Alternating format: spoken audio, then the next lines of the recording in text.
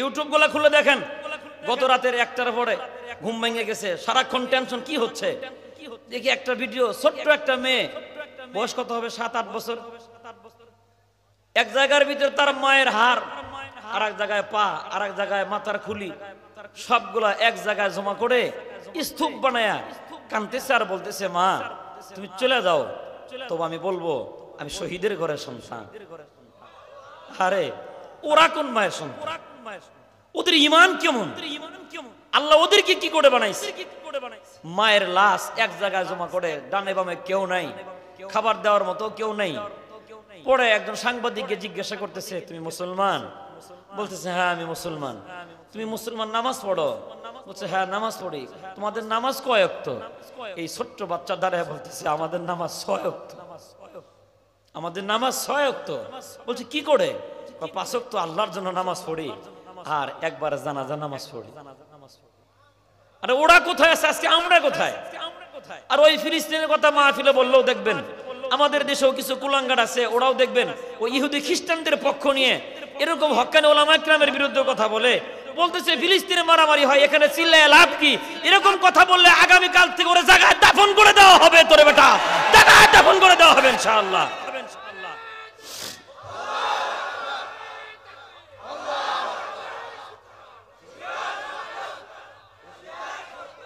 আরে এমন একটা পবিত্র জায়গা, যে জায়গার কথা আল্লাহ আমার কোরআনে বললেন। আল্লাহ কোরআনে বলতেছেন জায়গাটা পবিত্র, চতুর্দিকে আমি আল্লাহ বরকতময় করেছি। শুধু তাই নয়, এমন একটা জায়গা যে জায়গায় আল্লাহর হাবিব নবী মুহাম্মদুর রাসূলুল্লাহ সাল্লাল্লাহু আলাইহি সাল্লামের কদম রাখছেন, বোরাকের রশি বা রাসূল নিজে বাঁধছেন। আল্লাহর পয়গাম্বার ইউসুফ আলাইহিস সালামের জন্ম যেই দেশে, 12 জন পয়গাম্বার সর্বক্ষণ ওই জায়গায় ঘোরাফেরা করতেন। ওই জায়গাটা নাপাক করার জন্য ঘুরতেছে। শুধু ওরা সেখানে ঘোরে না, আমার এই স্বাধীন ভূখণ্ড বাংলাদেশকেও নাপাক করার জন্য কিছু মানুষ পায়তারা করতেছে। মনে রাখবেন, সময় আসবে এমন, বাংলার জমিনে নিঃশ্বাস ফেলবে তো দূরের কথা, পালাবার কোনো রাস্তা খুঁজে পাবি না বেটা, পালাইবার রাস্তা খুঁজে পাবি না ইনশাআল্লাহ।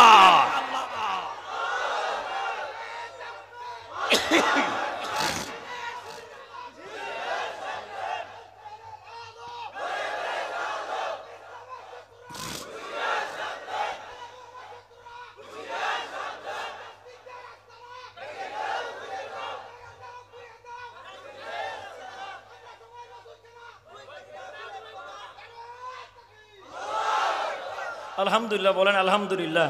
আমরা আল্লাহর কাছে দোয়া করি, আল্লাহ যেন ফিলিস্তিন এবং আফগানিস্তানের মতো আমাদের দেশের অবস্থা না করেন, বলে আমিন।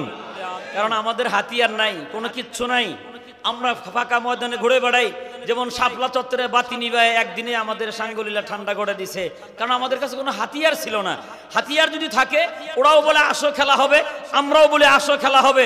হালুয়াঘাট থেকে শুরু করে গোটা বাংলার 64 জেলার একটা মাঠ নির্ধারণ করো, কোন দিন কোন মাঠে খেলবা। বাহিনী ছাড়া আসো, আর গোলা বারুদ ছাড়া আসো, লাঠি ছাড়া আসো, নারায়ে তাকবীর নিয়ে আসো। উলামা ইকরামের স্লোগানে নতুন করে বাংলা আবার স্বাধীন হবে, বাংলা আবার স্বাধীন হবে ইনশাআল্লাহ।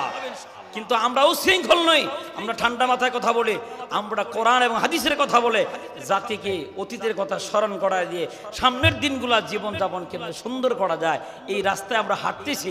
কিন্তু আমরা কথা বলি না, আমাদেরকে বাধ্য করানো হয়, এই সমস্ত কথা বলতে বাধ্য করানো হয়।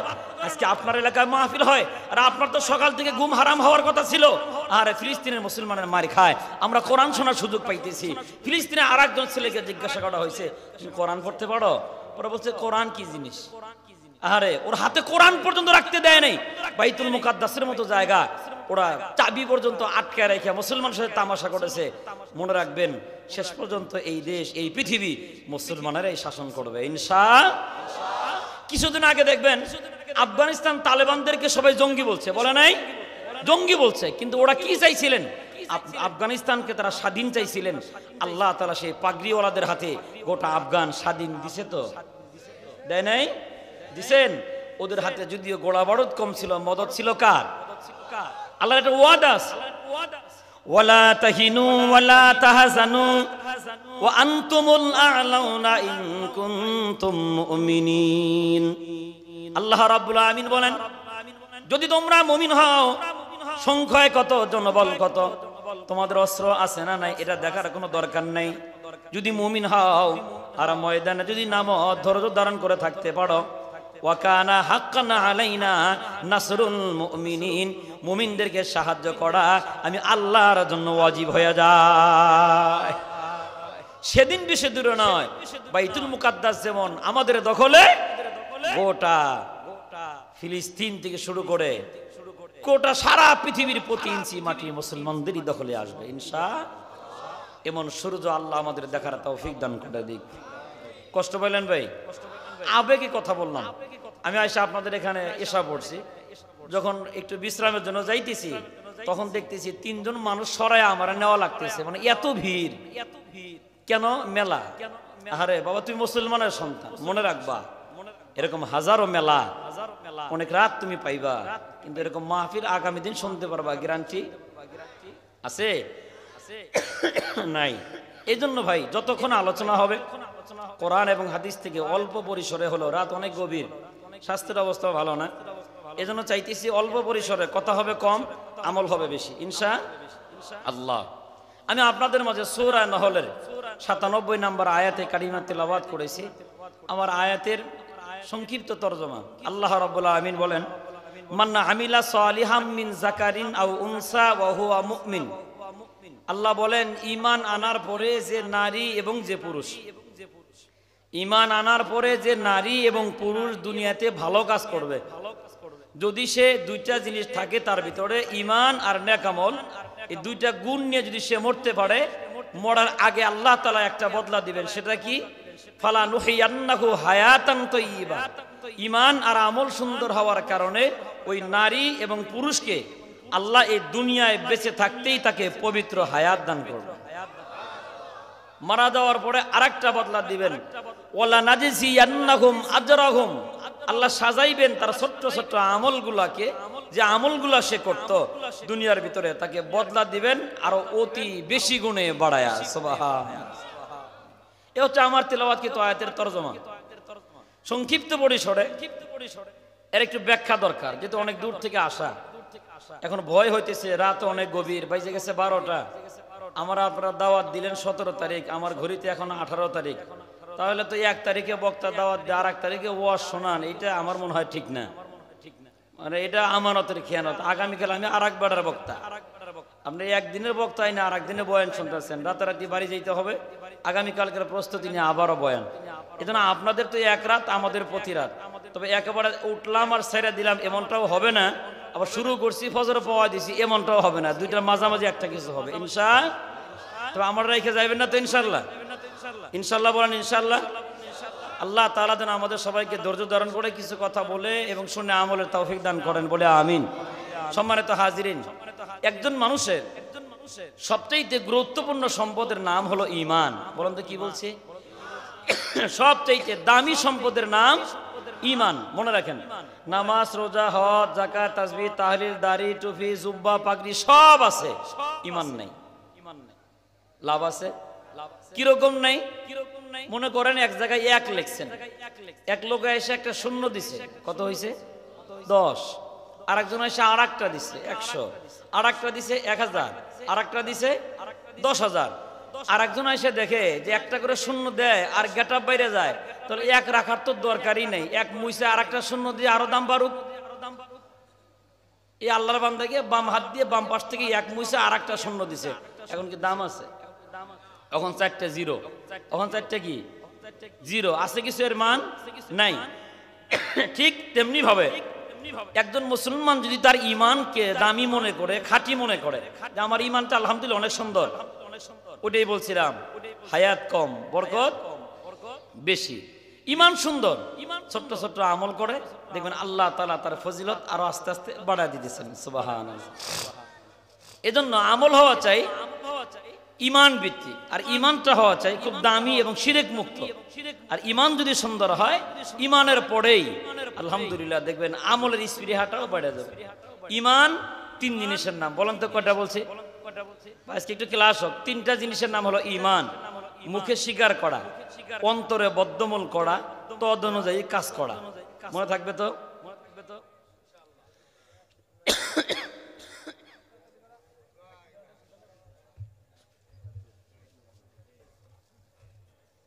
তাহলে যতক্ষণ আলোচনা হবে লাগলে তেলের টাকা আমি দেবো, বাবা আর জেনারেটরটা বন্ধ করিস না। আপনারা কি বলেন? আর যেন বন্ধ না হয় ইনশাআল্লাহ। গভীর মনোযোগ। ঈমান তিন জিনিসের নাম। এটাকে আর একটা ওয়াজ শিখাই দিই, মনে রেখে। মাহফিল নষ্ট করে তিন জিনিসে। কয় জিনিসে? 1 নাম্বার বাতি, 2 নাম্বার সাথী, 3 নাম্বার নাতি। মুখস্থ করেন, বাতি, সাথী, নাতি। মনে থাকবো। বাতি নিবে গেলে কয় যে টান দিছে রে বাবা আজকে আর ওয়াজ ছাড়বো না, বাতি নিবছে ল যাই গিয়া, হুজুর তো আর দেখতো না। এটা হলো 1 নাম্বার, বাতি নিবলে কিছু শ্রোতা পলায় যায়। 2 নাম্বার হলো সাথী, আগের বক্তাটা ভালো আছিল কিল্লিগের নাম হইলো ল দোস্ত আজকে ওয়াজই শুনতাম না, নিজেও গেছে বন্ধুরেও নিয়ে গেছে। 3 নাম্বার হলো নাতি, নাতি নিয়ে কোনোদিন ওয়াজে যায় না, হয় কানবে বাদাম খাইবো, পরে গিয়ে বাদাম কিনা দিতে হইব, আনালে কোলে ঘুমায় যাইব, শয়তানে কানে কানে ইসমে আজম কইব যে কোলে প্রসাব করে দিলে ফজরে নামাজ পড়বা কোনটা ভিন্দা লজে বাড়ির যাই গিয়া। তাহলে এই 3 জিনিস থেকে সাবধান হইয়া পড়ে ওয়াজে যাইবেন। বাতি, সাথী, মনে থাকবে তো ইনশাআল্লাহ? ইনশাআল্লাহ। গভীর মনোযোগ। 3 জিনিসের নাম হলো ঈমান। মুখে স্বীকার করা, অন্তরে বদ্ধমূল করা, কাজে তা দেখায় দাও। দেখেন, ঈমান মূলত 2 জিনিস। একটা হলো আল্লাহ এবং তার রাসূলের উপর ঈমান। আল্লাহ ছাড়া কোনো মাবুদ নাই, মুহাম্মদুর রাসূলুল্লাহ সর্বশেষ নবী। এতটুকু কথা মনে প্রাণে বিশ্বাস করলেও তাকে ঈমানদার বলা যায়। কিন্তু আমরা আল্লাহকে আল্লাহ বলে মানি, কিন্তু রাসূলের বেলায় এসে আমাদের একটু সমস্যা আছে না নাই?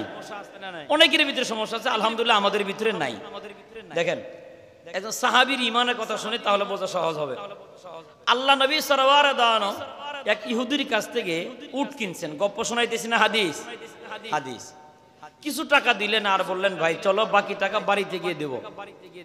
সামনে আগাইতেছে, আল্লাহ নবী সামনে সামনে যায়, ইহুদি বেচারা পিছে পিছে আসে। খানিকটা রাস্তা যাওয়ার পরে দেখে সাহাবীদের বিশাল বড় মজমা। এমন টাইমে পিছন থেকে ইহুদি কয়, তোমাদের ভিতরে কেউ আছে উট কিনবা? আল্লাহ নবী বলতেছেন এই বেটা উট তো আমি কিনছি। ইহুদি কয় তুমি উট কেনো নাই? নাউজুবিল্লাহ বলেন। নবী বলতেছেন উট কিনছি, আর উনি বলতেছেন উট কেন নাই? ওই বৈঠকে হযরত ওমর বসা, জামার হাতা গোছাইতেছে। মুসাফা করবো? হ্যাঁ বেটা, নবী বলছেন উট কিনছি, তুই বলস কেন নাই? আমি বলতেছি নবী যেটা বলছে এটাই ঠিক। জামার হাতা গোছানো দেখে ইহুদি কয় বুঝছি আপনি উট কিনছেন। সুবহানাল্লাহ কন্যা কি কয়? উট কিনছেন। আল্লাহর হাবিব সাল্লাল্লাহু আলাইহি ওয়াসাল্লাম বলেন ওমর ক্ষমতার জোরে লাঠির গরমে মানুষকে দিন শেখানোর জন্য আল্লাহ তাআলা দুনিয়ায় আমারে পাঠায় নাই। আমি কেন আসছি শোনো, বুইসতু লিউতাম্মিমা মাকারিমাল আখলাক। এই পৃথিবীর ভিতরে চরিত্র দিয়া মানুষকে দিন বুঝানোর জন্য আল্লাহ তাআলা আমাকে দুনিয়ায় বানাইছেন। ওমর তারে ভয় দেখাইলা কেন? তুমি বসে পড়ো। খলিফাতুল মুসলিমিন বসে বললেন, ইহুদি পাইল সুযোগ, অমনে দাঁড়ায় বলে আব্দুল্লাহর বেটা মুহাম্মদ, তুমি যে আমার কাছ থেকে উট কিনলা, তোমার কি সাক্ষী আছে? সাক্ষী না থাকলে প্রমাণিত হবে তুমি উট কেনো নাই। আল্লাহর নবী বলেন, আমি যে উট কিনলাম আমার সাক্ষী আছে 2 জন। কয়জন? 1 নাম্বার সাক্ষী হলো আমার আল্লাহ, 2 নাম্বার সাক্ষী হলো রহমতের ফেরেশতারা। এবার ইহুদি দাঁড়ায় কয়, আল্লাহর সাক্ষী মাইনা নিলাম, রহমতের ফেরেশতা দেখাও যায় না, এই সাক্ষীটাও মানা যায় না। হযরত ওমর আবার দাঁড়াইছে যে হুজুর অনুমতি দেন, সাক্ষী ছাড়াই অস্বীকার করব। রাসূল বলছেন খামোশ। আবার দাঁড়াইলা না, বসো। বসে পড়ছে। এবার ইহুদি আরো সুযোগ, সাক্ষী আনেন। আল্লাহর হাবিব জিভ মেরে বসে আছেন, মানে কোনো আওয়াজ নেই। মাথা নিচু করে একবার আকাশের দিকে তাকায়, একবার জমিনের দিকে তাকায়। বুঝে থাকলে বলেন তো নবী কেন আকাশের দিকে তাকায়, চুপ করে কেন বসে আছেন, নবী কি চায় দুনিয়ার কেউ না জানলেও কে জানেন? আল্লাহ রাব্বুল আলামিন বলে জিবরাইল তাকায় দেখ, আমার পয়গম্বর মাঝে মাঝে আকাশের দিকে তাকায়, আর একবার ভারাক্রান্ত মন নিয়ে জমিনের দিকে বন্ধু আমার তাকায় থাকে। বন্ধুর মনের ভিতরে বড় বেদনা, দুনিয়ার কেউ না জানলেও বন্ধু কি চায় যে জানি আমি আল্লাহ। মুহূর্তের ভিতরে আমি আল্লাহ আমার বন্ধুকে সান্ত্বনা দিয়া আমি আল্লাহ এই বিষয়ের ফয়সালা দিয়ে দিলাম। সুবহানাল্লাহ। আল্লাহ রাব্বুল আলামিন জিবরাইলকে বলে, জিবরাইল এ তো আমার ওই বন্ধু, যেই বন্ধুরে আমি আল্লাহ বড় মহব্বত করি। আদম নবী বানায় বলছিলাম আদম তুমি সফিউল্লাহ, মুসা নবী বানায় বললাম মুসা তুমি কালিমুল্লাহ, ঈসা নবী বানায় বললাম ঈসা তুমি রুহুল্লাহ, ইব্রাহিম নবী বানায় বললাম তুমি খলিলুল্লাহ। আর আমার এই বন্ধুকে বানায়া আমি আল্লাহ মোহাব্বতের ডাক দিয়ে বলি বন্ধু তুমি হাবিবুল্লাহ। আরে জিবরাইল, আদম থেকে শুরু করে যত নবী এবং রাসূল দুনিয়াতে বানাইলাম, প্রত্যেকটা নবী এবং রাসূলদেরকে যখন কিতাব দিয়ে দিলাম, প্রত্যেক নবীকে ঘর থেকে ডাক দিয়ে বের করার পরে কিতাব দিয়ে দিতাম। কিন্তু আমার বন্ধুকে ঘর থেকে ডাকা লাগে নাই। আমার বন্ধু ছিল যেখানে তুই জিবরাইল ওহী নিয়ে যাইতি সেখানে। সুবহানাল্লাহ। এজন্য আমার বন্ধুর বড় মহব্বত আমার ভিতরে। আরে জিবরাইল, আমার এই বন্ধু যখন তার মায়ের পেটের ভিতরে ছিল, বন্ধুর মনের ভিতরে বড় বেদনা, মনে হয় আমি আল্লাহ আমার বন্ধুকে ভুলে গেছি, আমি আল্লাহ ভুলি নাই। এ জিবরাইল, বন্ধু যখন আমার বন্ধুর মায়ের পেটে ছিল তখনও আমি আল্লাহ আমার বন্ধু মুহাম্মদকে ভুলি নাই। সুবহানাল্লাহ। মা আমেনা থেকে একটা রাওয়ায়াত এমন আসছে, মাওয়াহিদুল দুনিয়া কিতাবের নাম, মা আমেনা বলেন শিশু মুহাম্মদ সাল্লাল্লাহু আলাইহি ওয়াসাল্লাম যখন আমার পেটের ভিতরে আমি ডানে এবং বামে যখন থুতু ফালাইতাম, আমার মুখের থুতু থেকে মেশকাম্বরের ঘ্রাণ পাওয়া যাইত। মা আমেনা বলেন শিশু মুহাম্মদকে পেটে নিয়ে বালতি হাতে করে প্রতিদিন যখন কুয়ার কাছে পানি আনতে যাইতাম, মা আমেনা বলেন কুয়ার শিওরে দাঁড়ায় থাইকা দেখতাম আমাকে দেখা মাত্র পানি উপরে চলে আসতো। মা আমেনা বলেন আমি বালতি ছাড়ার আগে ওই ঢেউয়ের ভিতরে যখন আওয়াজ হইতো, কুয়ার পানিগুলো যেন আমাকে ডাক দিয়ে বলতেছিল, আমেনা বড় লজ্জায় ফালায় দিলা। ওগো আমেনা, জানো না তোমার পেটের ভিতরে রহমতে দো আলম নবী, ও আমেনা তুমি জানো না সাইয়্যিদুল কাউনাইন নবী তোমার পেটের ভিতরে। আরে ওই নবীকে নিয়ে তোমার তো কুয়ার কাছে আসার কোনো প্রয়োজন ছিল না গো আমেনা। যদি বাড়ি থেকে যদি ইশারা করতা, বালতি হাতে নেওয়ারও প্রয়োজন ছিল না। এই কুয়া থেকে তোমার ওই সন্তানের খাতিরে পানি বাড়ি চলে যাইত। মা আমেনা বলেন শুধু তাই নয়, ছেলে আমার পেট থেকে জন্ম নেওয়ার পরে আমি তাকায় দেখি দুনিয়ার অন্য সন্তানদের মতো নয়। দুনিয়ার অন্যান্য সন্তানেরা জন্মের পরে উলঙ্গ থাকি, আমি আমার সন্তান আমার পেট থেকে পদার্পণ করার পরে আমার সন্তানের দিকে তাকায় দেখি কে যেন পোশাক পরায়া দিছে, কে যেন মুসলমানিটাও করায়া দিছে। قال النبي صلى الله عليه وسلم بعثت مختونا وملبوسا। আল্লাহর নবী বলেন আমি দুনিয়াতে পদার্পণ করেছি খতনা করা অবস্থায়, পোশাক পরিধান করা অবস্থায়। মা আমেনা বলেন আমার সন্তান আমার পেট থেকে জমিনে পদার্পণ করার পরে এদিক সেদিক তাকায়, আকাশের দিকে তাকাইতে চাইলাম কোনো মানুষ পাওয়া যায় কিনা। ডানে বামে লক্ষ্য করে দেখি কোনো মানুষ নাই। মা আমেনা বলেন আল্লাহকে বোঝানোর জন্য আকাশের দিকে তাকায় দেখি যদিও জ্যোৎস্না রাত, কিন্তু আকাশের চাঁদ আকাশের ভিতরে নাই। মা আমেনা বলেন আরে গেল কোথায়? আমি পক্ষান্তরে নজর করে দেখি আকাশের চাঁদ আমার ছেলের মাথার কাছে ধরা দিয়েছি। আমার ছেলে ডান দিকে মাথা লড়লে চাঁদ লড়ে, বাম দিকে লড়লেও চাঁদ লড়ে। মা আমেনা বলেন পরবর্তী সময় জিজ্ঞাসা করা হলো সেই দিন চাঁদ কেন মাথার কাছে এসেছিল? আল্লাহ নবী বলেন আন্নাল কামারা ইউগান্নিনি ওয়াস সালামু আলাইয়া। সেই দিন চাঁদ এসেছিল আমাকে গান শোনাইতে আর আমাকে সালাম জানাইতে। আল্লাহ যেন বুঝিয়ে দিলেন জিবরাইল, যেই নবী জন্মের পর আমি আল্লাহ তাআলা আমার বন্ধুরে ভুলি নাই, আর এখন একটা ঘটনার প্রেক্ষিতে বন্ধুরে ভুলে যাবে হইতে পারে না। এ জিবরাইল তাড়াতাড়ি যা, খুজাইমা নামক একজন সাহাবীকে সাক্ষী বানায়া আমার বন্ধুর সামনে হাজির করে দি। আমি বুঝাইতে চাইতেছি যে সাহাবীর ঈমান কেমন ছিল। দেখেন হযরত জিবরাইল খুজাইমা নামক সাহাবীর সাথে রাস্তার ভিতরে দেখা হয়ে গেল। জিজ্ঞাসা করলেন যাচ্ছ কোথায়? খুজাইমা রাদিয়াল্লাহু তাআলা আনহু বলেন বাজারে যাচ্ছি। বাজারে? যাও বাজারে, আগে নবীর সাথে একটু দেখা করে যাও। খুজাইমা রাদিয়াল্লাহু তাআলা আল্লাহ নবীর সামনে দাঁড়ায় গেলেন, গিয়ে দেখতেছেন নবীর চেহারা বড় মলিন, চোখের কোনায় পানি জমে গেছে। খুজাইমা রাদিয়াল্লাহু তাআলা আল্লাহ নবীকে ডাক দিয়ে বলেন ইয়া রাসূলুল্লাহ ইয়া হাবিবাল্লাহ, চেহারাটা মলিন কেন, চোখের কোনায় পানি কেন? আল্লাহ নবী ডাক দিয়ে বলেন একজন সাক্ষীর অভাবে ইহুদির কাছে আমি মিথ্যাবাদী হয়ে যাচ্ছি। আল্লাহ নবী কাছে শোনার পরে খুজাইমা বলে, হুজুর কিসের সাক্ষী? আল্লাহ নবী বলেন, খুজাইমা এই যে সামনে উট দাঁড়ানো দেখতেছো, এই উটটার মালিক আমি এই লোকের কাছ থেকে কিনেছি, বাকি টাকা এখনো দেওয়া হয়নি। ও খুজাইমা, এখন ইহুদি বলে সাক্ষী লাগবে, আমার তো সাক্ষী নাই। খুজাইমা বলে, সাক্ষী নাই তো কি হইছে, আমি খুজাইমা সাক্ষী দিলাম আপনি উট কিনছেন। কি বলেন? উট কেনার সময় কি কাছে ছিল? আর এখন এসে কি দেয়? সাক্ষী দেয়। আল্লাহ নবী বলতেছেন, খুজাইমা আমি যখন এই উট কিনলাম তুমি আমার কাছে ছিল না, তোমার সাক্ষী শরীয়তে গ্রহণযোগ্য হবে না।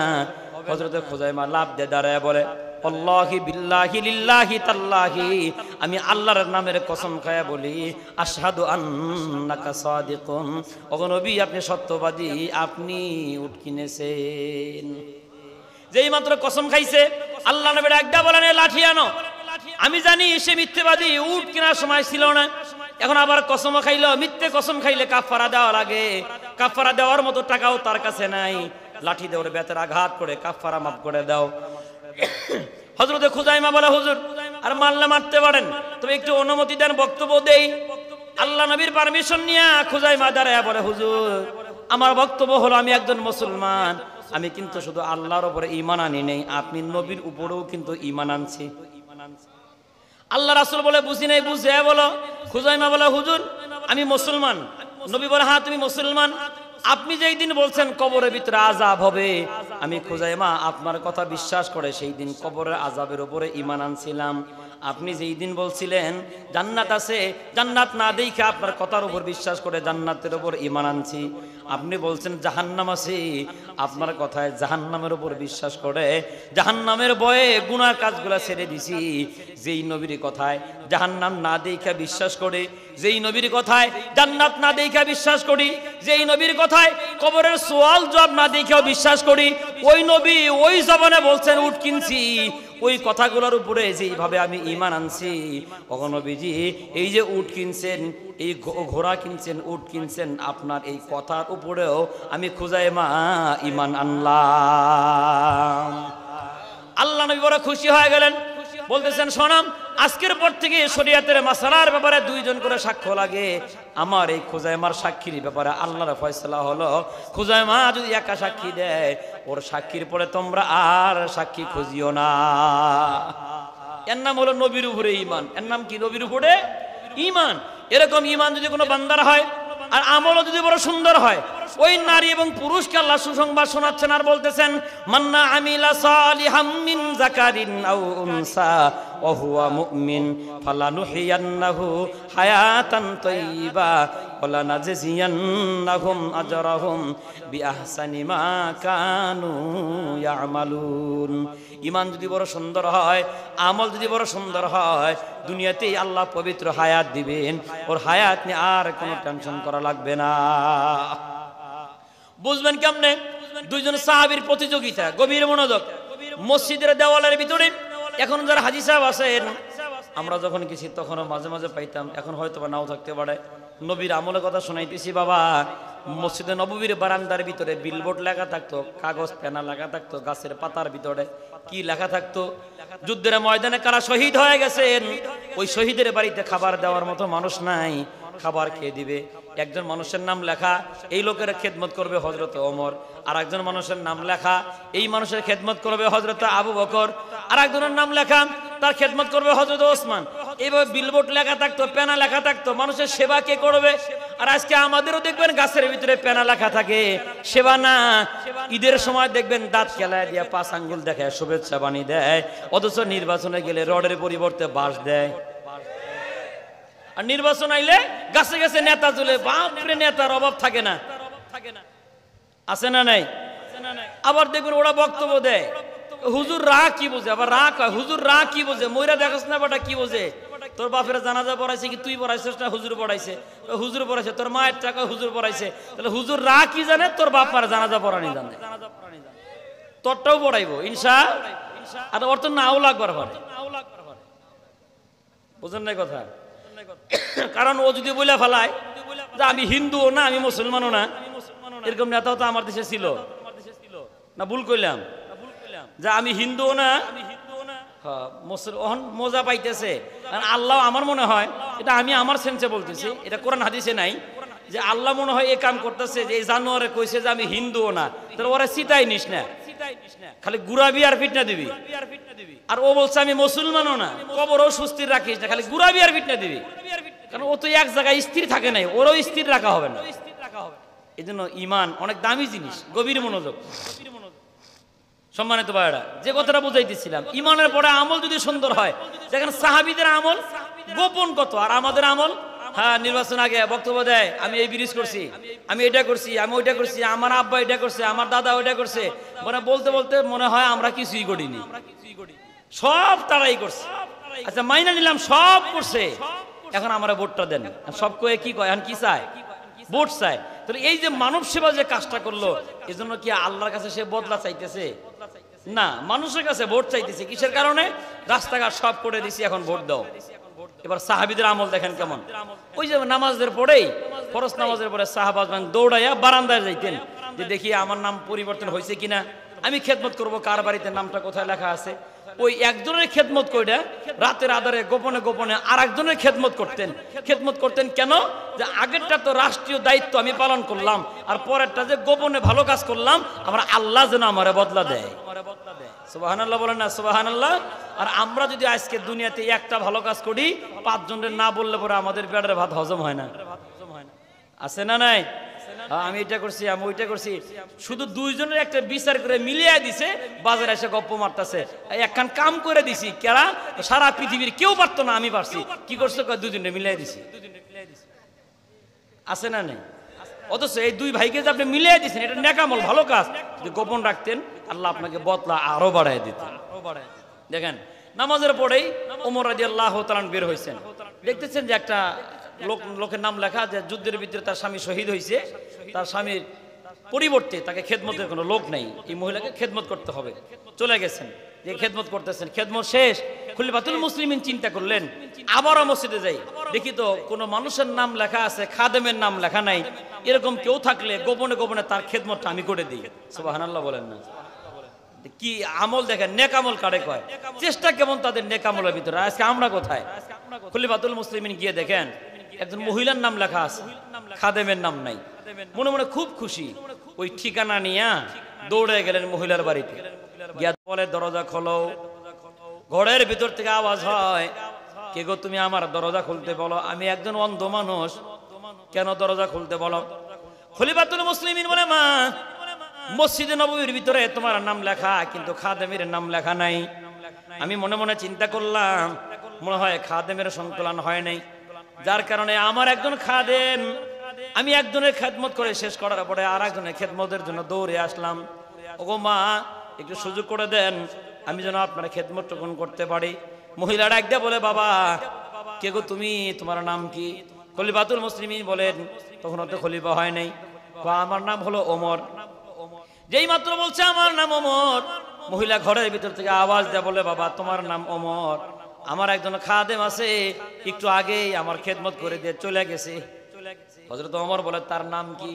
বৃদ্ধা মহিলা, অন্ধ মহিলা বলে, তার নাম জিজ্ঞাসিলাম, নাম বলে নাই, শুধু বলছে আমি আল্লাহর বান্দা, মানুষের কল্যাণে কাজ করাই আমার ধান্দা।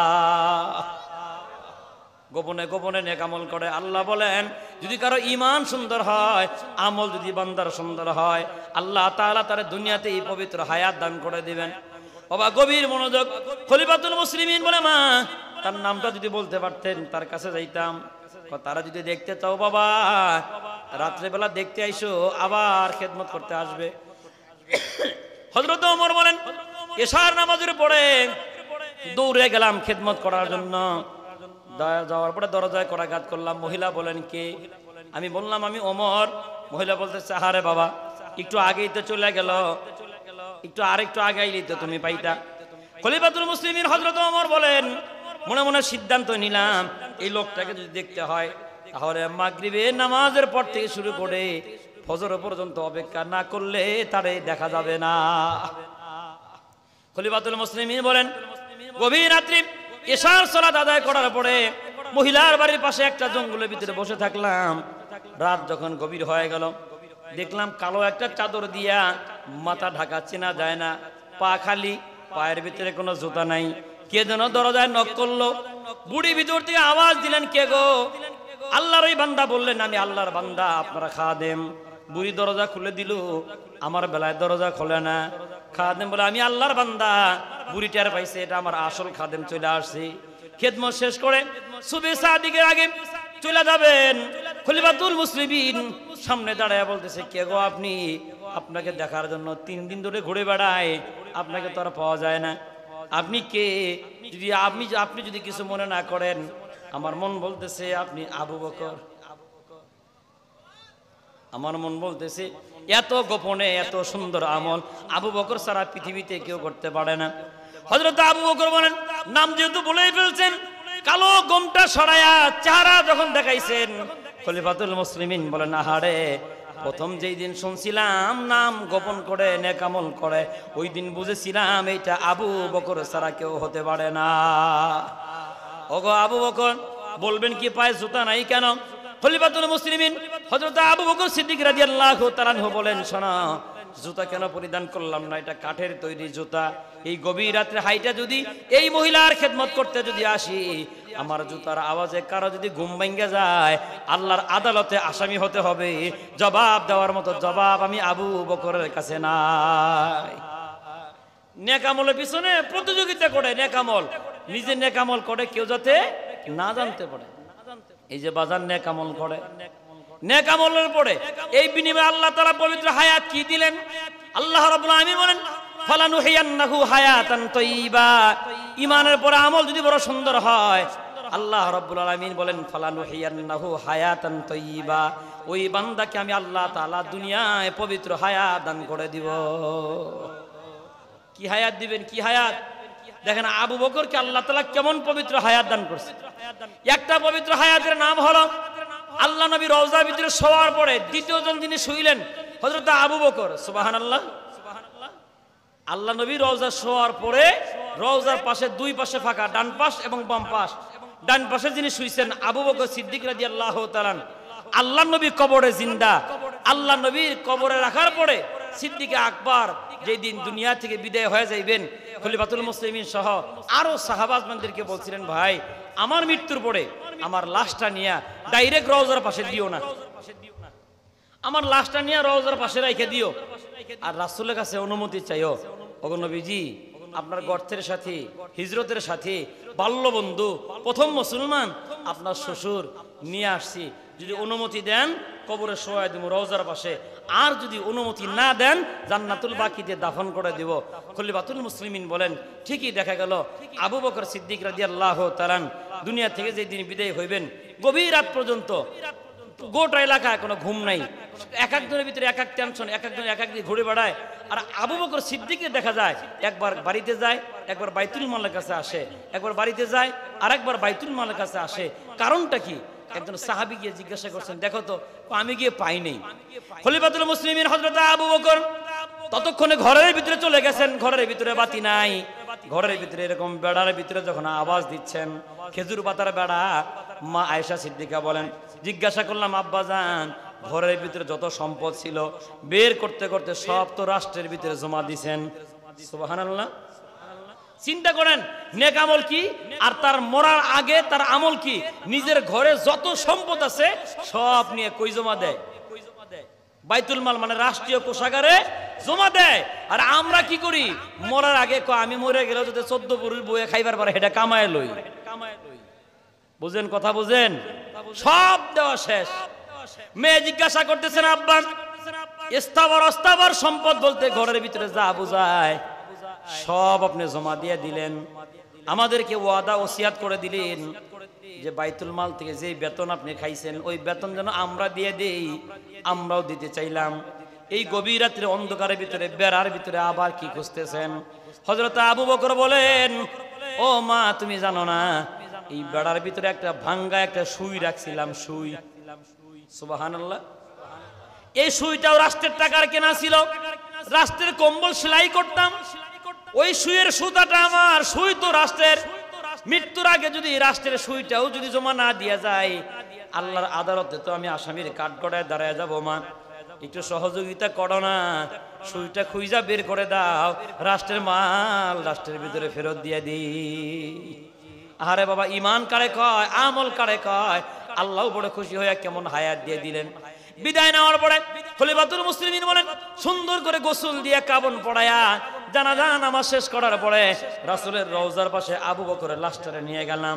আমি নিজে বক্তব্য দিলাম আর বললাম, ইয়া রাসূলুল্লাহ, এই যে আপনার গর্তের সাথী, এই যে আপনার বাল্য বন্ধু, আপনার শ্বশুর প্রথম মুসলমানকে নিয়ে আসছি, যদি অনুমতি দেন আপনার রওজার পাশে শায়িত করে দিব, আর যদি অনুমতি না দেন ওই যে জান্নাতুল বাকিতে কবর খোঁড়া আছে, জান্নাতুল বাকিতে তারে দাফন করে দেওয়া হবে। খলিফাতুল মুসলিমিন বলেন, আমার বক্তব্য দেওয়া শেষ, আমি কবরের দিকে তাকায় দেখি কবর থরথর করে কাঁপা শুরু হয়ে গেছে। খলিফাতুল মুসলিমিন বলেন, কবর শুধু কাঁপে নাই, কবরের মাটি ফাইটা দুই ভাগ হয়ে গেছে। দুই ভাগ হয়ে যাওয়ার পরে কবরের ভিতর থেকে রাসূলুল্লাহ আওয়াজ দিয়ে বলতেছেন, আদখিলুল হাবিবা ইলাল হাবিব, এই ওমর, বন্ধুরে বন্ধুর কাছে শোয়া দাও। এতদিন পর্যন্ত আবু বকর ছিল দুনিয়ার আমার গর্তের সাথী, আজকের পর থেকে আবু বকর হয়ে গেল আমার রওজা শরীফের সাথী।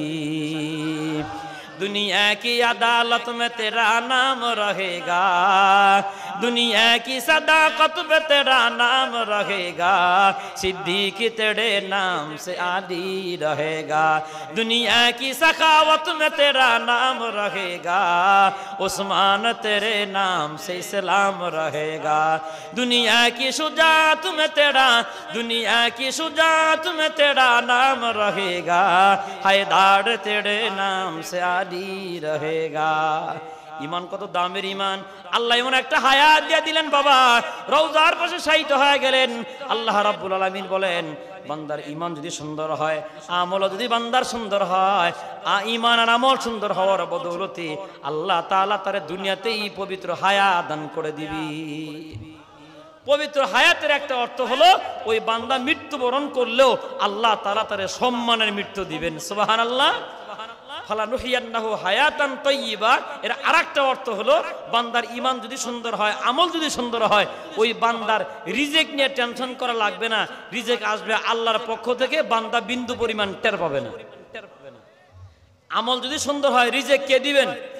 বলবো হাদিস, ধৈর্য ধরেন ইনশাআল্লাহ। কষ্ট হইতেছে না তো?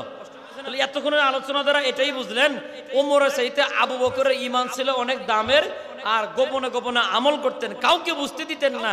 আর ইসলামের প্রথম প্রথম কাজগুলো তিনি আগে আগে ভূমিকা অবলম্বন করতেন, যার কারণে আল্লাহ তাআলা তার মরণটাও এমন দিলেন, মৃত্যুর পরও শুয়ে গেলেন কোথায়? রওজায়। কোথায়? রওজায়। এখনো হাজী সাহেব যারা যান, রওজার ভিতরে 3টা কবর, মাঝখানে আল্লাহর রাসূল, ডান পাশে আবু বকর, বাম পাশে হযরত ওমর। সুবহানাল্লাহ বলেন না? এটা যোগ্যতা দেয়া হয় নাই, ইমানের কারণে হয়েছে, আমলের কারণে আল্লাহ তাআলা কিসমতে মিলিয়ে দিয়েছেন।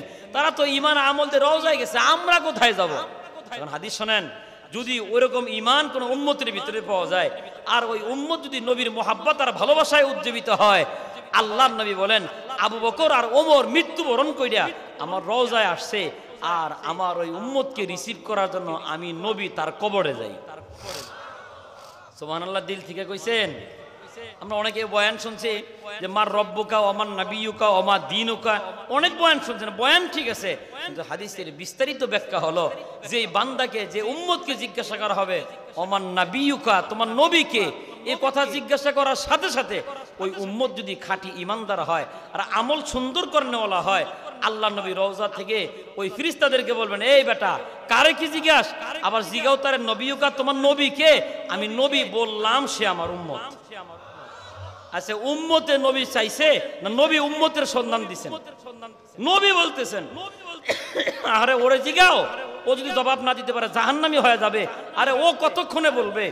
আমি বলতেছি আমি তার নবী, ও আমার উম্মত। সুবহানাল্লাহ বলে না? এজন্য ভাই, আবু বকরের মতো আমল দরকার আছে না নাই? দেখেন, ছোট্ট আরেকটা কথা বললে সামনের দিকে যাচ্ছি, ওঠা বসা করেন না।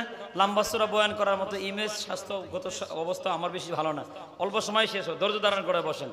আল্লাহ নবী এক যুদ্ধের ময়দানে রুমাল খুলছে, খুলে বিছাই দিচ্ছেন। দেখেন, আবু বকরের আমলের কথা বলতেছে, রুমাল বিছাই দিচ্ছে, আর বলতেছেন যুদ্ধের ময়দানে যে যা কিছু দিবা, আল্লাহ তাআলা এর চাইতে উত্তম বদলা তোমাকে দান করবেন।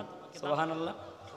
একজন সাহাবী মাল দিয়ে দিছে, রাসূল বলছেন বাড়িতে কি আছে?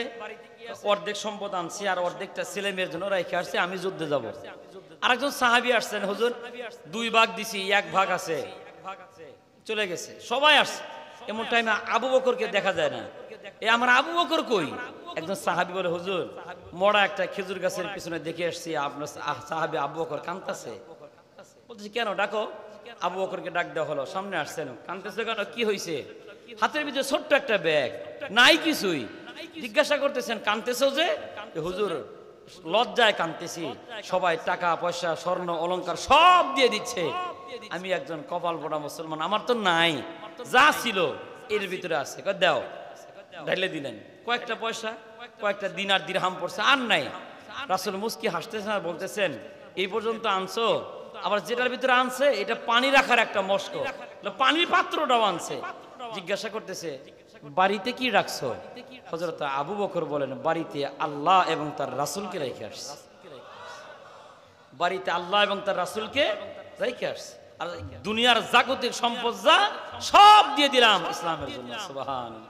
আল্লাহ খুশি হয়ে বলতেছেন, ওগো নবী, আবু বকর যা দিছে ওদের সবার চাইতে আবু বকরের দানে আমি আল্লাহ তাআলা বড় খুশি হয়ে গেছি। আল্লাহ আয়াত নাযিল করে দিয়েছেন, মানদা আবিল হাসানাতি ফালাহু আশরু আমসালিহা। ওগো নবী শোনায়া দেন, আমি আল্লাহকে কেউ যদি 1 দেয়, আমি আল্লাহ তাআলা তার 10 গুণ বাড়ায় দেই। সুবহানাল্লাহ। আমি আল্লাহ তাআলার বান্দারে অনেক বেশি, বান্দার ঈমান যদি বড় সুন্দর হয়, আমল যদি বড় সুন্দর হয়, ওই ছোট্ট ছোট্ট আমলকে 10 গুণ বাড়ায় দেই। বিশেষ করে আমি আল্লাহকে কেউ যদি দেয়, আমাকে 1 দিলে আমি আল্লাহ তাআলা তারে 10 গুণ বাড়ায় দেই। বুঝবেন কেমনে? ফাতেমা রাদিয়াল্লাহু তাআলা আনহা, স্বামীর নাম হযরত আলী রাদিয়াল্লাহু তাআলা, জ্বর এসে গেছে। জ্বর মেডিকেল সায়েন্সের জ্ঞান যাদের আছে তারা জানবেন, জ্বর আসলে পরে লেবু খাইলে আর ডালিম খাইলে পরে জ্বর কমে যায়। ফাতেমা রাদিয়াল্লাহু তাআলা জ্বর অবস্থার ভিতরে হযরত আলীকে ডাক দেয়া বলে, প্রাণের স্বামী, জীবনে কোনো কিছু আবদার করে আপনার কাছে চাই নাই, জ্বরের কারণে ছটফট করি, যদি পারেন আমার জন্য একটা আনার কিনা আনেন, ডালিম কিনা দেন। কি বলেন, এত সুন্দর বউ চাইলে দিব তো, চেষ্টা করি। হযরত আলী রাদিয়াল্লাহু তাআলা বাজারে গিয়ে ছোট্ট একটা ডালিম কিনলেন, মনে মনে বড় খুশি। নবীর মেয়ে ফাতেমা খুশি হবে, নবীও খুশি হয়ে যাবে, আমার আল্লাহ আমার প্রতি খুশি হয়ে যাবে। হযরত আলী ডালিমটা একবার ডান হাতে নেয় আর একবার বাম হাতে নেয়, লাড়াচাড়া করে।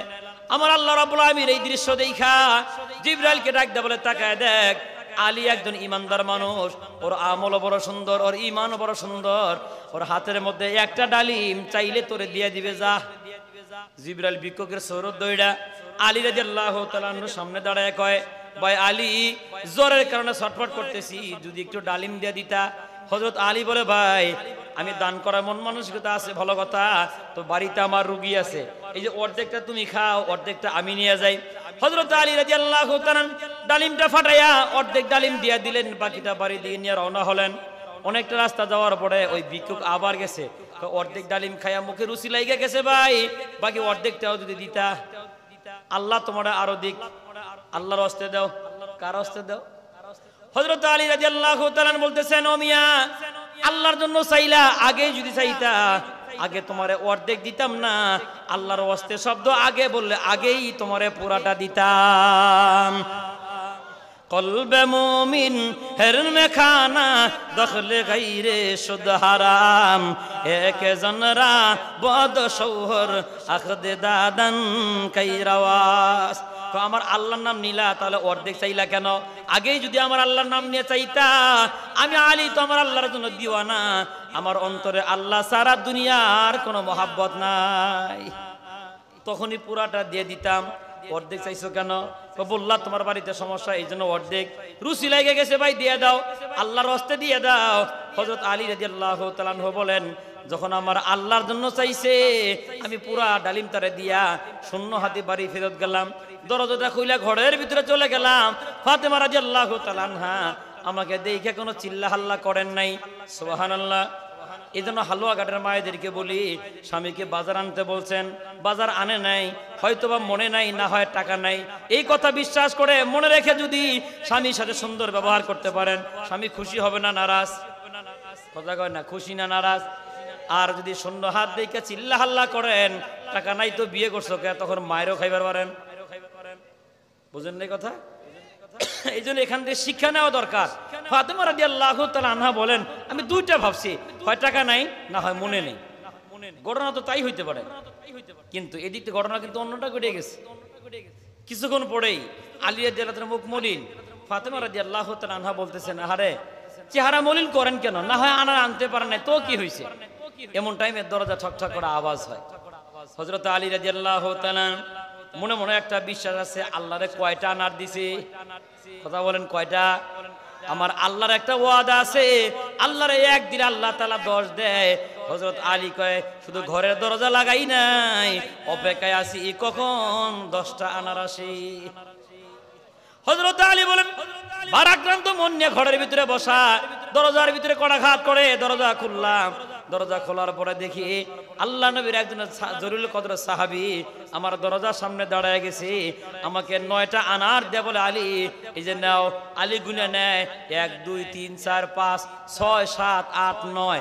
নেওয়ার পরে কয়, ভাই এই যে আনার নিয়ে যাও, এই আনার আমার না, আনার লাগবে না, এইটা আমার না, ভুল বশত নিয়ে আসছো। কয় না